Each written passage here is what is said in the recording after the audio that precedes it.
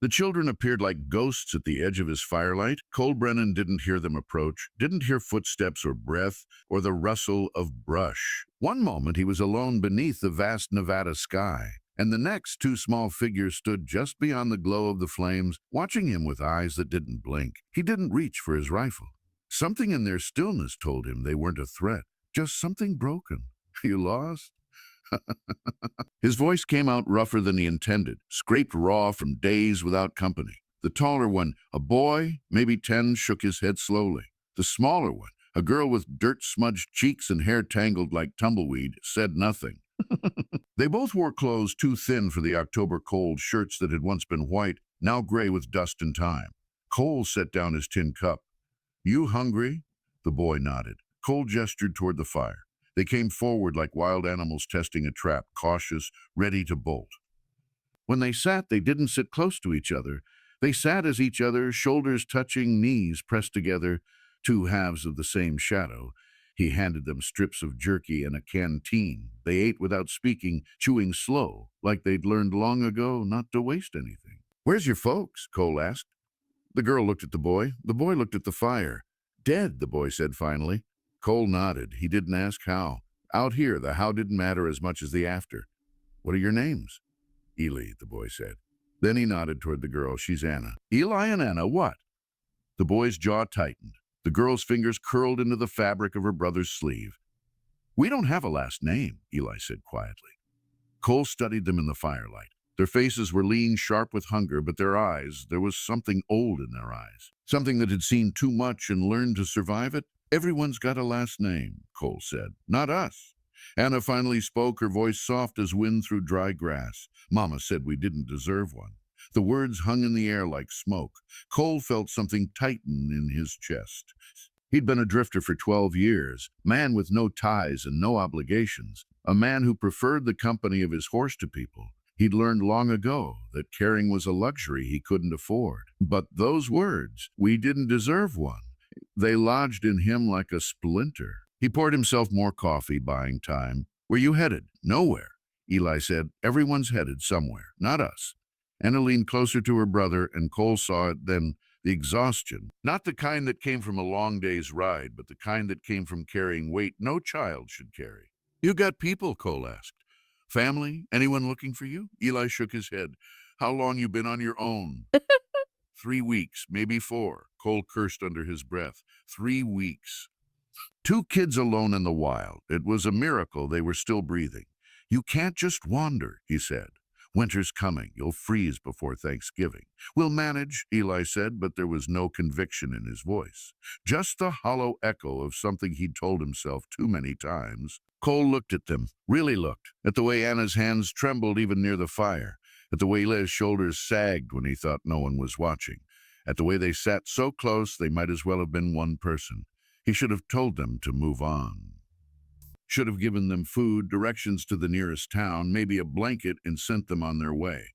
But he didn't. "Stay the night," he said. "We'll figure it out in the morning." Anna's eyes widened. Eli stiffened. "We don't take charity." The boy said, "It's not charity, it's survival." Eli hesitated, then nodded once. They slept on opposite sides of the fire, the twins curled together like puppies, Cole with his back to a rock and his rifle across his lap. He didn't sleep much. Kept one eye on the darkness, the other on the children. And when the sun cracked the horizon and spilled gold across the desert, Cole Brennan made a decision that would unravel everything he thought he knew about himself. He couldn't leave them. By mid-morning, they were riding south. Cole hadn't planned it. He'd woken intending to point them toward Carson City, give them enough provisions to last a week, and wish them luck. But when he saw them standing by the ashes of the fire, so small against the endless stretch of nothing, something in him shifted. "Get on the horse," he'd said. Eli frowned. "We're not going with you." "Yes, you are. We don't need. I'm not asking." Anna looked up at her brother, uncertainty flickering in her face. Eli's jaw worked like he wanted to argue, but he didn't. He just nodded. Now they rode together, Anna in front of Cole on his bay mare, Eli behind, arms wrapped tight around his sister. They didn't talk much. Cole wasn't sure what to say. He wasn't a father, wasn't a teacher or a preacher, or any kind of man who knew how to raise kids, but he knew how to keep them alive. They stopped at noon near a creek. While the twins drank and washed their faces, Cole watched the horizon. He'd been a drifter long enough to recognize trouble before it arrived, and something about this felt wrong. Not the kids, something else. A pressure in the air, like a storm gathering just out of sight. "Where are we going?" Anna asked, her voice cutting through his thoughts. Cole glanced at her. "Town called Silver Hollow. I got a friend there. Runs a boarding house. She'll give you a roof." "And then what?" Eli asked. "Then you'll have a roof, and you'll leave." It wasn't a question. Cole didn't answer. They rode until dusk, stopping at the edge of a dry valley where the wind picked up and carried the smell of rain. Cole built a fire while the twins gathered brush. They worked without being told, moving with the efficiency of children who'd learned early that survival meant pulling your weight. After they ate, Anna curled up near the flames, her breathing evening out into sleep. Eli stayed awake, staring into the fire like he was trying to read the future in the coals. "You don't have to do this," the boy said quietly. Cole didn't look at him. "Do what? Take care of us." "I'm not taking care of you." "Oh, I'm just making sure you don't die before you're old enough to know better." Eli was quiet for a long time. Then, "Why?" And Cole finally looked at him. But there was something underneath hope maybe, or fear that hope would be ripped away. "Because no one did it for me," Cole said. The words surprised him. He hadn't meant to say them, hadn't even known he was thinking them. But there they were, raw and true. Eli nodded slowly, like he understood. "That name you don't have," Cole said. "Your mama really say you didn't deserve one?" Eli's expression darkened. "She said a lot of things." "What happened to her?" "She got sick, died in a wagon 2 towns back. We buried her ourselves." Cole felt the weight of that. 2 kids alone digging a grave. And your pa never knew him. Anna stirred in her sleep, murmuring something Cole couldn't make out. Eli reached over and pulled the blanket higher over her shoulders. "She's all I got," Eli said softly. "Not anymore," Cole said. Eli looked at him surprised. "You got me now. At least until Silver Hollow." The boy's throat worked. He looked away quickly, but not before Cole saw the shine in his eyes. That night, Cole lay awake again, staring at the stars. He thought about the life he'd built, or hadn't built. Thought about all the years he'd spent running from anything that might tie him down. Thought about what it meant to give 2 kids a name when he barely knew what to do with his own. But when he closed his eyes, he saw them small and nameless and alone. And he knew he couldn't walk away, even if it destroyed him. They reached Silver Hollow 3 days later, and Cole knew immediately something was wrong. The town was too quiet. No children playing in the streets. No women hanging laundry. Just men standing in clusters outside the saloon, their voices low and sharp, their eyes following Cole as he rode past with the twins. He pulled up outside the boarding house and helped Anna down. Eli slid off behind her, his hand instinctively reaching for his sister's. "Wait here," Cole said. "Wait here," Cole said. He stepped onto the porch and knocked. The door opened a crack and a woman's face appeared, pale, lined with worry. "Cole?" Her eyes widened. "What are you doing here? Need a favor me?" She glanced past him at the twins, then back at his face. "You picked a bad time. What's going on? What's going on?" Me hesitated, then opened the door wider. "Get inside, all of you." They followed her into the dim parlor. Me closed the door and locked it. "There's a marshal in town," she said quietly. "Name's Grayson. He's been here 2 days, asking questions." Cole's stomach dropped. "About 2 kids. A boy and a girl. Said they're wanted for theft." Eli went rigid. Anna's hand tightened around her brother's. Cole turned to them slowly. "That true?" Eli didn't answer. "Eli, we took bread," the boy said finally, his voice shaking. "From a store in Reno. We were starving. How much bread? How much bread?" "Oh, 2 loaves." Cole exhaled hard. "That's it. The storekeeper said we stole money too. But we didn't. I swear." He crossed her arms. "Grayson doesn't care what's true. He's got a warrant, and he's got a reputation for bringing people in dead or alive."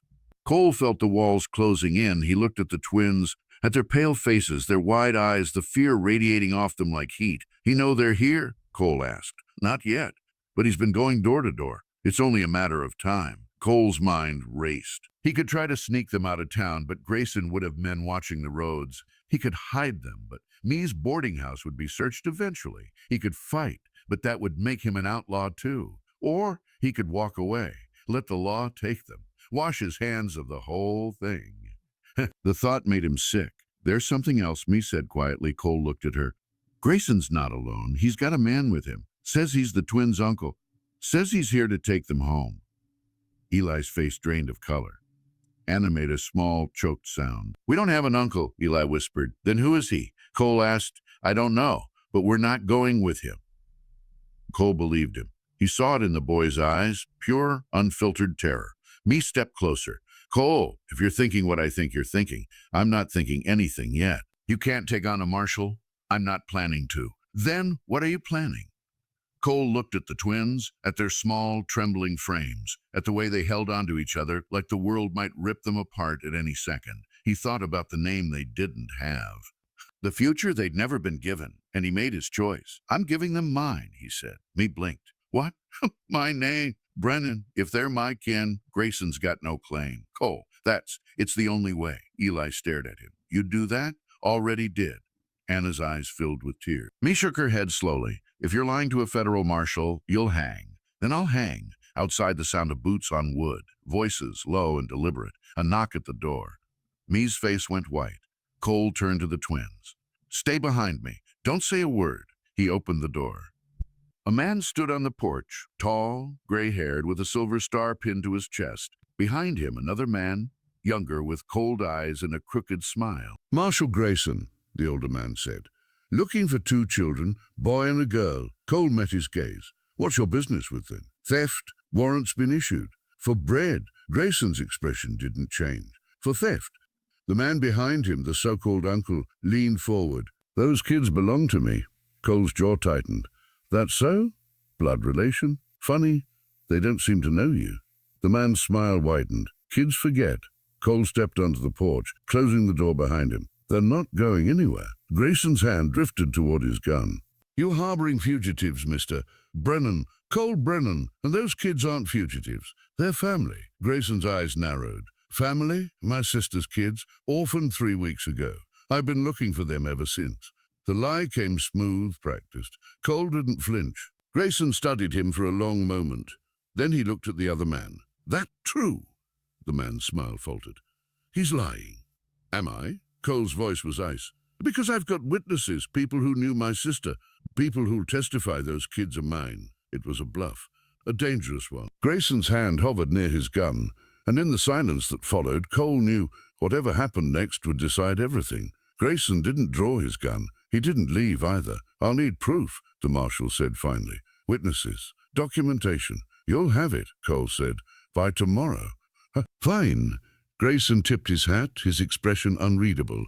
The other man, the fake uncle, glared at Cole with barely concealed rage, but he followed the marshal down the steps and into the street.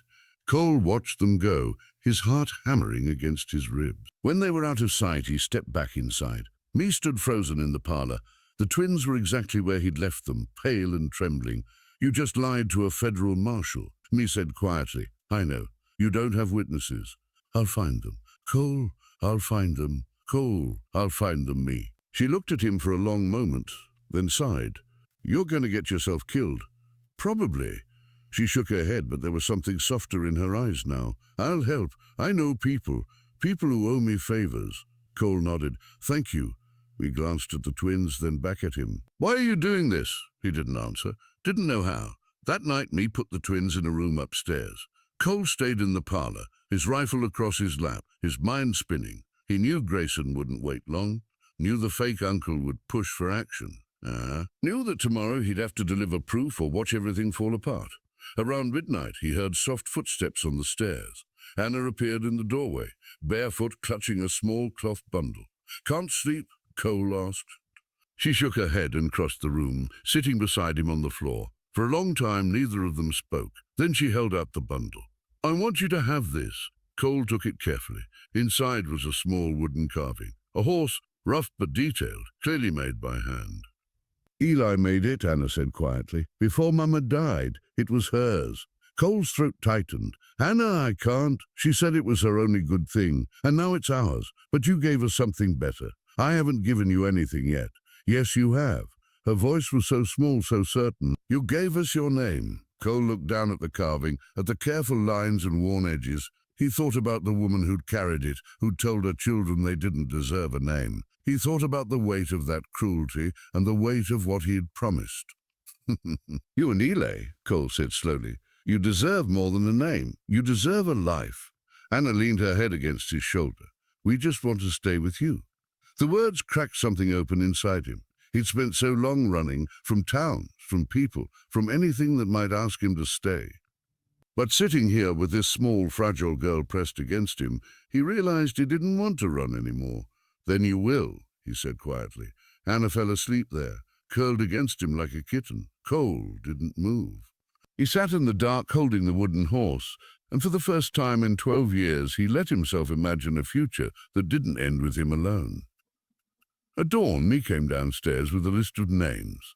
People who would testify, people who would lie if it meant protecting 2 orphaned kids. Cole read the list, memorizing every name, every story they'd need to tell. Eli came down an hour later, his face drawn but determined. "If this doesn't work," the boy said, "you need to run. Don't let them take you to." "I'm not running," Cole said. "You should." "I'm not." Eli looked at him, and something passed between them, an understanding, unspoken but absolute. "Thank you," the boy whispered. Cole put a hand on his shoulder. "You don't have to thank me." "Yes, I do." By noon they had their witnesses. By evening they had their story. It was thin, stitched together with favors and desperation, but it was enough. Grayson came at dusk. Cole met him outside, flanked by 3 men and a woman, all of them ready to swear the twins were Brennan's. The marshal listened, his face unreadable. The fake uncle argued, shouted, threatened. But in the end, Grayson made his decision. "The children stay with Mr. Brennan," he said. The uncle's face twisted with rage. "This is a mistake." "Then take it up with the judge." Grayson tipped his hat and walked away. The uncle didn't follow. He stood there, staring at Cole with murder in his eyes. "This isn't over," he said. Then he was gone.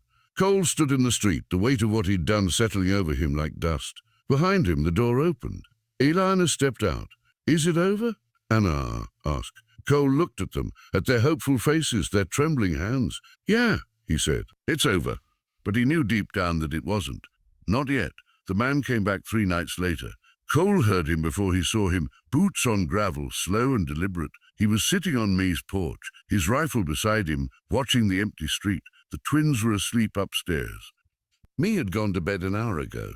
The fake uncle stepped into the lamplight, his hand resting on the gun at his hip. "Thought I'd give you a chance," the man said. Cole didn't move. "A chance for what? To walk away, leave the kids, disappear. I won't come after you. And if I don't?" The man smiled. "Then I'll make sure you regret it." Cole stood slowly, his hand drifting toward his rifle. "Who are you?" "Someone who knows what those kids are worth." "Worth?" Their mama had debts, debts that passed to blood. Cole's jaw tightened. Their children, their property. The word hung in the air like poison. Cole's hand closed around his rifle. "Get off this porch." The man's smile widened. "I'll see you again, Brennan." He turned and walked into the dark. Cole stood there, his heart pounding, his mind racing. He knew what this meant, knew the man wouldn't stop, knew that as long as he thought the twins were valuable, he'd keep coming. There was only one way to end it. The next morning, Cole went to the sheriff, told him everything. The fake uncle, the threats, the claim about debts. The sheriff, a grizzled man named Taggart, listened without interrupting. "You got proof of any of this?" Taggart asked. "Just the man's words. That's not proof." "Then what do I do?" Taggart leaned back in his chair. "You ever kill a man, Brennan?" Cole didn't answer. "Because if this man's as dangerous as you say, talking won't stop him. I'm not a killer." "Then you'd better become one, or get those kids far away from here." Cole left the sheriff's office with a knot in his stomach. He thought about running, taking the twins and disappearing into the mountains. But he knew that kind of life, knew it would break them eventually. They deserved better. That night the man came again, but this time Cole was ready. He met him in the street under the cold light of the moon. No words, no threats, just 2 men with guns and a reckoning. The man drew first. Cole was faster. The shot echoed through the town like thunder. The man staggered, clutched his chest and fell. Cole stood over him, his gun still raised, his hands shaking. Behind him, the door to the boarding house opened. Mee stepped out, followed by Eli and Anna. "Is he dead?" Mee asked quietly. Cole nodded. Eli looked at the body, then at Cole. "What happens now?" Cole holstered his gun. "Now we go home." "Home?" "Yeah. I've got land up near the mountains. It's not much, but it's ours." Anna's eyes filled with tears. Ours, face crumpled. He tried to hold her together, but he couldn't. He stepped forward and wrapped his arms around Cole's waist, and Anna followed, and they stood there in the street, holding onto each other like they were the only solid thing in a world that kept trying to break them. Cole closed his eyes and let himself feel it, the weight of them, the warmth, the terrifying, beautiful responsibility of it all. "You're Brennans now," he said quietly. "Both of you, for real, forever," Anna whispered. "Forever." 5 years later, a rider came through the valley and stopped at the Brennan ranch. He was looking for work, he said. Cole gave him a meal and a place to sleep, but no job. They had enough hands. As the man rode away, he glanced back at the house, at the two teenagers sitting on the porch, laughing over something small and ordinary, at the man standing beside them, older now, grayer, but still steady. The rider had heard stories about Cole Brennan, about the drifter who'd taken in 2 orphans and given them his name, about the man who'd killed to protect them, and then spent the rest of his life teaching them how to live. The rider didn't believe in stories like that. But seeing them there together, he wondered if maybe some stories were true. Cole never told the twins about the man he'd killed, never spoke of the weight it carried, the nights he woke drenched in sweat, replaying the moment over and over. But Eli knew, and they loved him anyway, because that's what family did. Years later, when Cole was old and grey and sitting on that same porch, Anna, now a woman with children of her own, would sit beside him and ask, "Do you ever regret it?" And Cole, staring out at the land they'd built together, would shake his head. Not for a second, because some names weren't given. They were earned, and the Brennans had earned theirs. The sun set slow over the valley, painting the sky in shades of golden fire. And in the quiet that followed, the only sound was the wind through the grass, carrying with it the laughter of children who finally had a name, and a man who'd finally found a reason to stay.